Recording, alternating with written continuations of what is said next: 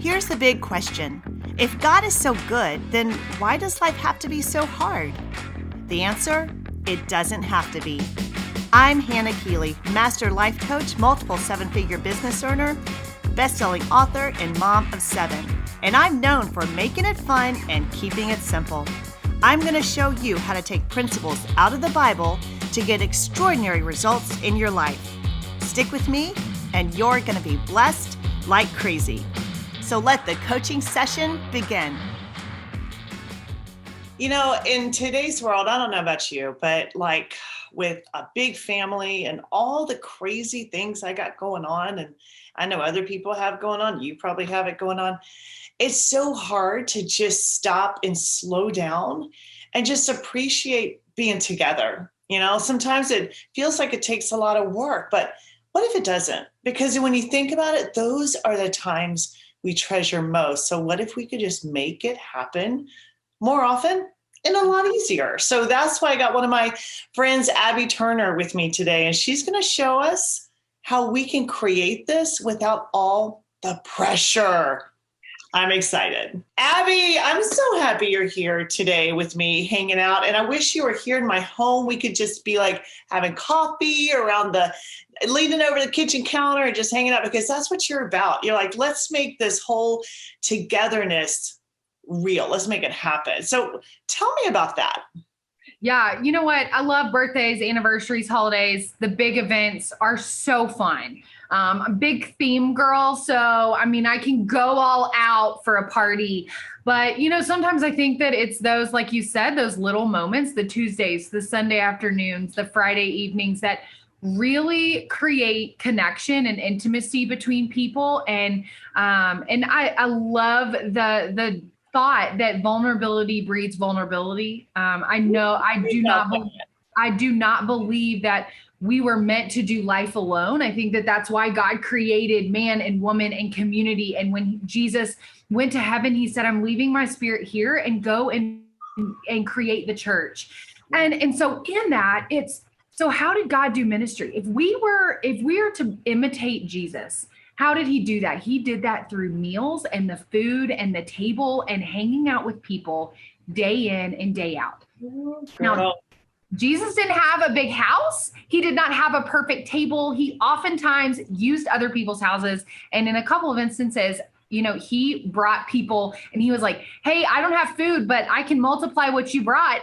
And it's like the ultimate potluck, right? Like, I mean, Jesus was like the creator of the potluck. And so, you know, I think that, you know, Instagram, Pinterest, our culture today kind of says, your dishes better be clean. Your laundry is put up. Your floors, like I could lick them. And it's like, that is not real life. Yeah. I love curating perfection on Instagram because that is not real life. But real life is messy. And when we are vulnerable with others, when we bring people into that mess, they open up about their mess and we can create this deeper connection. And that is like what I love about people is that when I open up with you, something in your brain goes, I can open up with you. And you come back. And it's just, it's so awesome. It's so good. It's so good. You know what? I'm thinking about this thing that happened. I need to share this with you. I don't even know if I've ever shared this publicly before, but I'll never forget one of my very first conferences. We were having a giveaway, and the giveaway, it was like a drawing, right? And whoever won got to have dinner at my house. And so, you know, I don't know what they were thinking, but the way she talks about it, she said it shocked her because the woman who won this drawing, she came over to my home. We pulled the piano bench in, sat it by the dining room table because I have 7 kids and they had friends over. So we have all the table. We had to bring in the piano bench. We put another leaf in the table. We added a couple of chairs. We threw food on. There's no spoons and forks that match. Here's a cup, here's a plastic cup, here's a glass mug, like everything. And she was like, oh my gosh, you're so real. And I was like, at first I was like, oh, did you expect something different? Did you expect here's a salad fork and here's a dinner fork and, roll of paper towels, grab me some napkins. And she was like, it was so refreshing. Like even to this day, she is like very much an integral part in our ministry and what we do, because she's like, this is real. Right. And it's so funny because we think, oh my gosh, I'm not ready, or it's not perfect, or it's not like, what are they going to think? It's like, who cares? Like, let's just bring whatever we got, sit around the table and have fun. I love it. Well, and in my cookbook, it's all about spice up your store-bought. Take something store-bought. I tell people all the time, lean into your grocery stores. Don't try to start from scratch. Don't try to like roast your meat all day, because that takes way too long. And guess what? Kroger, Publix, Sprouts, Whole Foods, like Walmart, they have done it for you. And sometimes it's even better than what you could have done. So like lean into that, add a sauce, bring in some sides, and you've got a dinner in like minutes. And that is like, when I started all of this several years ago, that's how I cook. That's how I've grown up. Cooking is like, I can't start from scratch.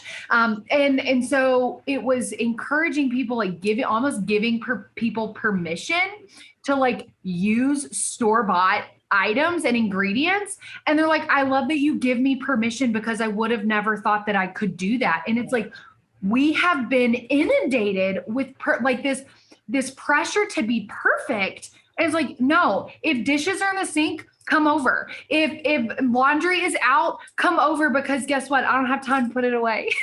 Oh my word. Okay, Abby, I think I'm in love with you. And I'm pretty sure we're supposed to be together forever and have little hearts. Like we'll be in a heart-shaped frame on our fridge, because you are speaking my language. Like I love preparing meals, but girl, I can't even imagine with 7 kids. So I'm saying this, and I'm 32 and single, and all I have to do is feed 2 dogs that like barely eat. They're better at portion control than I am. And it's like, I don't have to feed anyone. And I'm like, where are my shortcuts? And you're like, girl, I love shortcuts. I have 7 kids. And I'm like, girl, I'm not even on your level. Oh my word. I don't know. Let's not talk levels, baby. There ain't no levels in the kingdom. You know what I'm saying? There ain't no competition. Like we are all at the table. We're like sitting on the piano bench, pulled up to the table. That's where we are. Yeah. That's where we are. But no, I love this, because it's like you see what one person is doing and you're like, oh, I can't do that. So I better go, grab some Chipotle. Or I better go, order some pizza. And there's a sweet spot. I know there's a sweet spot. And Abby, I think you found it for me and for my husband and for anyone who's trying to like create that environment, because it doesn't have to be perfect. No one is sitting around the table and say, wait a minute, I'm pretty sure this roast chicken came from Publix. I don't know if you really roasted that. It's like, you don't want my roast chicken, baby.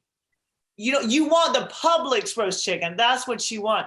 But it doesn't have to be hard to create an environment where people are just ready to sit at the table, because that's all we want anyway. It's just community. That's what Jesus did.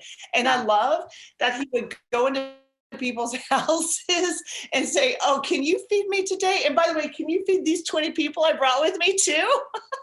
It's like, can't we just be like ready to go into whatever God calls us to go into, right? Yeah. And I talk about that in the Living Table. It's like this posture of obedience, of just putting yourself in a place where you're ready to serve and you're ready to open up your table. And you know what? That starts with cleaning it off. And I am my own worst enemy when it comes to cleaning off the table, because in my small little apartment, that is precious, like holding space. Like that's great space for me to do laundry or for me to work. And I have really had to be thoughtful and mindful about removing that so that any night of the week, any day for lunch, any time for breakfast, whatever the situation is that I have a place where I can go and I can sit. I love the conversation that Jesus had at the Lord's Supper, or the Last Supper. And he says, I have eagerly waited to eat this meal with you here. Not eat any meal with you. He was excited about sitting at this table and eating that meal with his disciples. And don't you think he says that every single day, every meal? I have waited to eat this meal with you at this place. And so, when I see clutter or when I see stuff on my table, I remember that phrase that Jesus said, and I'm like, he's saying that to me right now. And I don't want to stand Jesus up. I want to be at that table and bring people into that moment. And we can start by like removing clutter. So many people say, oh, well, hospitality is a spiritual gift. It's not my spiritual gift. So I'm like wiping my hands of that. I don't have to do it. I really, truly believe it's this discipline. It's a spiritual discipline that draws us closer into who the character of God actually is. And so that we can emulate that. Mm-hmm. And in order to emulate that, we have to clear the table. We have to bring people in, and putting yourselves in kind of that posture of obedience of like, okay, I'm going to serve. I'm ready to serve. Now, how do I serve? And that's where I'm praying the living table comes in as this guide of like, these are some really quick and easy recipes. It has a hosting handbook in it. Like, these are some tips and tricks that I've learned that make hosting, that make hospitality, that make serving others super simple. Oh my word. I'm so excited about that. That sounds so good to me. I want to touch on something that you mentioned. And I think people who are listening or watching, it's like, oh, Abby, don't go there. I'm not ready to go there, but I think we have to go there. And it is clutter. Yeah. Because this is my theory, okay? But it may not be everyone's theory, but it's my theory. I think we allow clutter as a buffering mechanism to protect us from intimacy. Yeah. And I just said that. I just said that. Like, I think it's a way to say, well, I'd love to host, or I'd love to have a Bible study in my home, or I'd love to bring people in, but I just can't right now. But I will in the fall. Yeah. I will when the kids go back to school. I will when summer's finally here. Yep. I will when I finally get that kid off to college. Like, no, you won't, because you ain't done it yet. Like, what is today? Right. And in the Bible, it says like to do is today, without the procrastination, without the excuses, without the stumbling. It's just take action today, because we really have to look at why we have unintentionally. It's not like we're like, I'm going to consciously create this environment so I'm protecting myself. It's all subconscious. It's all unintentional. We're just like, I have a buffering mechanism. I don't have to right now. And that's okay. I have a reason, which is actually just excuse. And so what can we do today to say, I'm just going to give myself, even if it's just for me, give myself a little space. Yeah. I remember this one woman, she enrolled in Mom Master University, and she considered herself a hoarder. She couldn't even get around her home. And she said within the first 12 weeks inside Mom Master University, she was able to declutter her entire home. But get this, Abby, she now has a weekly women's Bible study in her home. That would have never happened had it not been for her deciding, you know what, enough's enough. Yeah. Well, and for me, being single, it's always like, well, I'm going to wait for my husband. I'm going to wait for the table. I'm going to wait for the home. I'm going to wait until like I'm ready. And maybe 7 years ago, I was like so lonely. I was living in Birmingham, Alabama alone. And I was like, Mom, I'm giving up, throw my hands up. I'm moving in with you. And I'm just going to be like Miss Haversham, the young version. And she was like, no, Abby, invite someone over and have dinner with them. And I was like, Mom, I have a drop leaf table that literally seats one. Like, there's no two at this table. And she was like, no, Abby, you can do it.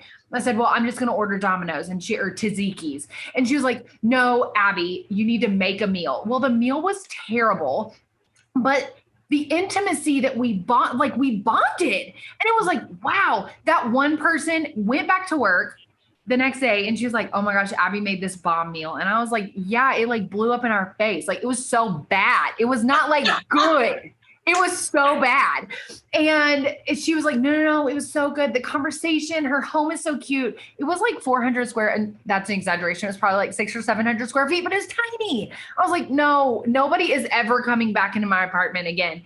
And the next week we had 2, and the next week we had 4, and then it multiplied. And then we ended up having a Bible study. And it's like, because I decided to take that one step and say, okay, if Jesus could have a meal with somebody, I can too. Let me make a meal. Let me invite someone in. Let me sit at the table. Let me form a connection. And then it became connection turned into intimacy. Intimacy turned into this Bible study. And then we grew together as the church, as the community. And it was like, wow, I have seen the table work in like some really cool ways. So now I just want everyone to experience it because it can be so good. Just like your friend or, the girl you talked about, like decluttering, having the space to mentally say, okay, I'm going to bring someone in. It doesn't have to be a group. It doesn't have to be a huge Friendsgiving. It can be like a Tuesday night, little bitty, like, hey, bring your favorite app and we're just going to eat, or whatnot. Like, it doesn't have to be big. And then forming those connections, building that community. Because community is meant to be like edifying, encouraging, and building you up. But we can also come into that space and be broken and be encouraged and be built up. So anyway, I love the table because I've seen just the miracles that can happen there. And can I just call out something? This whole thing happened because you listened to your mama. Like, can I just say, like, come on, let's just call it how it is, baby. You listen to your mama. Like what she says, you did it. And I love that. And that the table is so representative of so much in our life. It can be representative of clutter, busy, too much, distraction, or it can be representative of opportunity, intimacy, companionship. I love that it's just a table. Whatever you make it mean is the impact it has in your life. And you've made it doesn't necessarily have to be the table. It could be the kitchen counter. It could be the coffee table. But it's like this symbol of coming together. There is a psychologist that talks about like the brain. I'm not a psychologist or a brain person, so I don't know. I'm not a neurologist. So I love all that stuff. Okay. So anyway, he was talking about how shoulder to shoulder, our brain shuts down, but face to face, our brain opens and wants to connect. And that's why the table is so important, is because we're sitting across from each other and our brains kind of like open up and say, hey, be vulnerable, talk to this person, be open. But side to side, if we're sitting like at a bar top or something like that, like you always want to open up and talk, because that's how our brains work. Yes. That's how God designed us to be. And it's like, yes, sit at that table, open up, let your brains kind of connect and bring people in. Which is why you also have so many fights when you're on the road. That is not scientifically founded. I'm sorry. I just had to bring that up.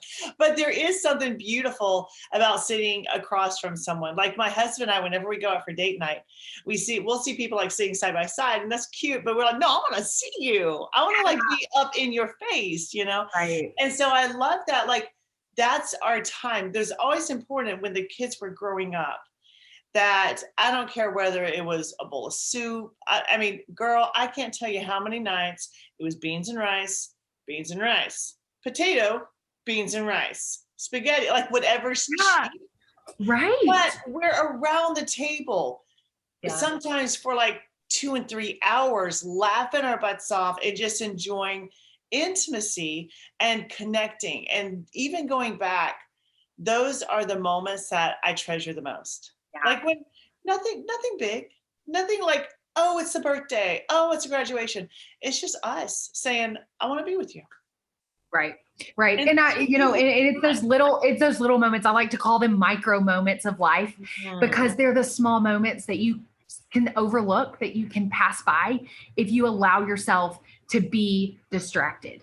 So being intentional with those little moments really causes us to stop and slow down and appreciate the blessing that the Lord puts in our life, whether that's community or family or children or friend. Like it's a blessing but we've got to slow down and take time to really absorb that and allow that community, whether it's your family, your friends, your kids, to encourage and edify and fill your cup. Good. So good.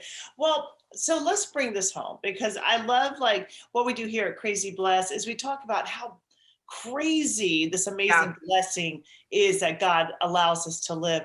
But how do we bring it home? Let's say we're not quite there yet. We doubt, even the thought of like opening up our home or just having our whole family, like, hey, sit down at the table together, is challenging to us. What would be the first step? Like, let's give something where people are like, all right, today, like whoever's watching or listening, today I can do this. What can they do? Okay. So I know that I said that I believe hospitality is this like spiritual discipline, just like running a marathon. And what's the first thing you do when you start to run a marathon? You've got to get the equipment. You've got to prep your mind. This is the plan. This is the course I'm going to run. Maybe this was the shoes, the Garmin. I don't run, so I'm not sure, but great analogy. And so you're going to buy the shoes or you're going to buy the Garmin. So what does that mean? Clear off the table. Clear it off. Very simple. But put yourself, like I said, in that posture of obedience to prepare for the next step. The next step would be set a designated time that you're going to sit down at the table. If it's overwhelming to do dinner, breakfast is super easy because you can just do like a bowl of cereal or scramble some eggs, or Jimmy Dean has some great breakfast sandwiches. You can even DoorDash Chick-fil-A if that's what you're feeling. Okay. So speaking my language now. Right. But sit at the table. It doesn't have to be some beautiful meal. It just needs to be about connection and about that intentional conversation between your people. And so step one, clear off the table, buy the Garmin watch or the tennis shoes, figure out your plan. Step two is set a designated time, just like you do when you're going to go run or you're going to go train for something. You're going to say, this is when I'm going to go run. I'm going to do it in the morning or the afternoon or the evening. Okay. When are we going to have a meal together?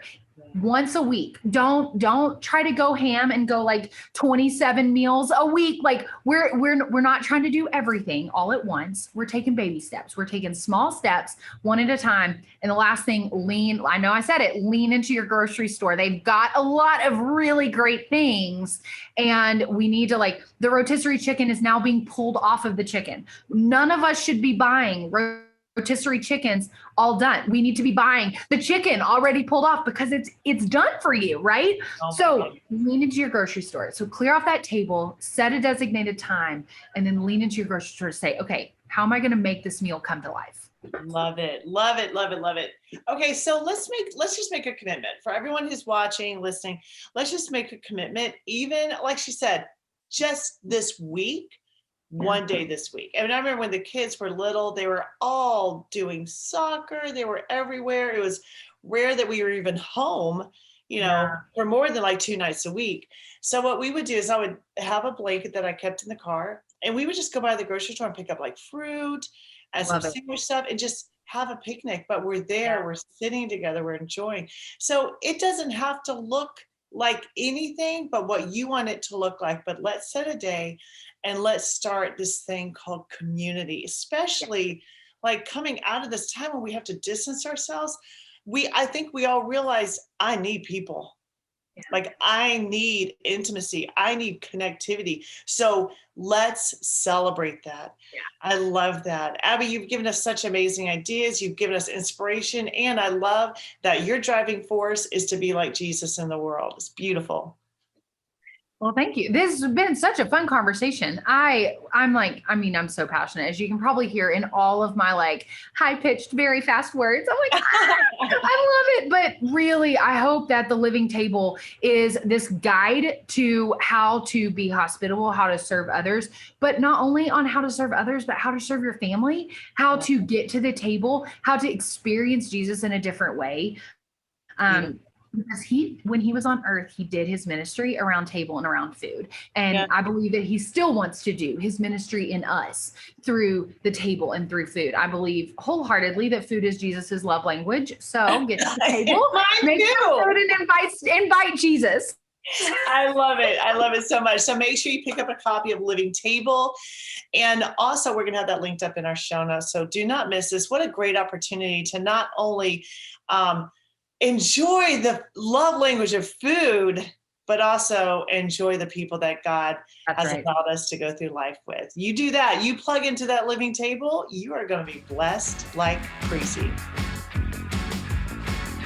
Hey there, Crazy Blessed buddy. Just a quick reminder that all these principles on living a crazy blessed life are all in my book, Crazy Blessed. And I want to give you a copy for free. No shipping or handling, just straight up a free copy. Go to crazyblessedbook.com. My theory is the more people who are blessed like crazy, the better our world becomes. Just go to crazyblessedbook.com and download your free copy today. See you later, alligator. Now that's where you say, like, after a while, crocodile. I mean, you don't have to. Like, if you don't want to, that's totally okay. Oh, this is so weird.